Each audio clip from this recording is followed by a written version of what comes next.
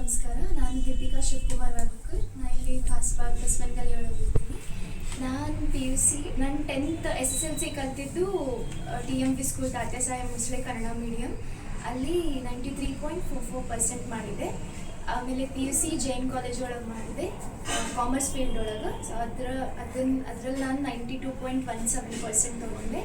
And ಡಿಗ್ರಿನೂ ನಾನು Jain college ಒಳಗೆ ಮಾಡಿದೆ, BCom ಫೀಲ್ಡ್ನ ಚೂಸ್ ಮಾಡಿಕೊಂಡೆ. ಅದರೊಳಗೂ 92% ನಾನು ತೊಗೊಂಡು ಸ್ಕೋರ್ ಮಾಡಿದೆ. ನೆಕ್ಸ್ಟು 1 ಇಯರ್ನ ಎಕ್ಸ್ಪೀರಿಯನ್ಸ್ ಅಂದರೆ ವರ್ಕ್ ಎಕ್ಸ್ಪೀರಿಯನ್ಸ್ ಮಾಡೋಕ್ಕೆ ಬೆಂಗಳೂರಿಗೆ ಹೋಗಿದ್ದೆ, ಕಾರ್ಪೊರೇಟ್ ವರ್ಲ್ಡ್ಗೆ. ಅಲ್ಲಿ ಕಾರ್ಪೊರೇಟ್ ವರ್ಲ್ಡಲ್ಲಿ 1 ಇಯರ್ ಎಕ್ಸ್ಪೀರಿಯನ್ಸ್ ಮಾಡಿದೆ. ಆಮೇಲೆ 1 ವರ್ಷ ಗ್ಯಾಪ್ ತೊಗೊಂಡು ಈಗ MCom ಸಮಿತಿ ಕಾಲೇಜ್ NPUG ಕಾಲೇಜ್ ಒಳಗೆ ಮಾಡಿದೆ. ಸೊ ಅಲ್ಲಿ ಇವಾಗ ನನ್ನ ಫಸ್ಟ್ ಇಯರ್ MCom ಮುಗಿತು, ಫೈನಲ್ ಇಯರ್ ಅದೇನಿ. ಫಸ್ಟ್ ಇಯರ್ MCom ಆದಮೇಲೆ ನಾನು KCET ಅಪ್ಲಿಕೇಶನ್ ಹಾಕಿದೆ. ಅದು ಕರ್ನಾಟಕ ಸ್ಟೇಟ್ ಎಲಿಜಿಬಿಲಿಟಿ ಟೆಸ್ಟ್ ಅಂತ, ಕನ್ನಡ ಒಳಗೆ ಹೇಳ್ಬೇಕಂದ್ರೆ ಸಹಾಯಕ ಪ್ರಾಧ್ಯಾಪಕರ ಅರ್ಹತಾ ಪರೀಕ್ಷೆ ಅಂತ. ಅದನ್ನು ನಾನು ಅಪ್ಲೈ ಮಾಡಾದ್ಮೇಲೆ ಒಂದು 15-20 ದಿವಸಕ್ಕೆ ಅದು ಎಕ್ಸಾಮ್ ಆಯಿತು. ಅದಾದಮೇಲೆ 1 ವಾರ ಒಳಗೆ ರಿಸಲ್ಟ್ ಬಂತು. ನಂದು ಫಸ್ಟ್ ಅಟೆಂಪ್ಟ್ ಒಳಗೆ ನಾನು KCET ಗೌರ್ಮೆಂಟ್ ಎಕ್ಸಾಮ್ ಕ್ಲಿಯರ್ ಮಾಡಿದೆ.